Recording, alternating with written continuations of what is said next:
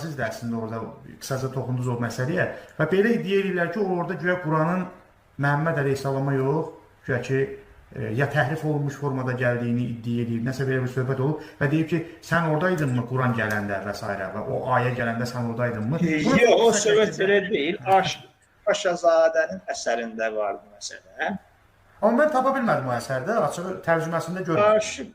Paşazadədə var. Orada belə bir söhbət olur ki, deməli, Konya'dakı alim, yəni Şeyx Cüneydin söhbətlərindən sonra görür ki, bu sahabələr haqqında mənfi fikirlər deyir.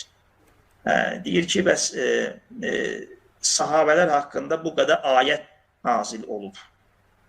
Bəs bunlar haqqında nə deyə bilərsən? Və yaxud da ki, bu qədər ayət nazil olubsa bu adamlar haqqında, sən niyə görə bu adamlar haqqında mənfi şeylər deyirsən? O deyir ki, bu ayətlər səhabə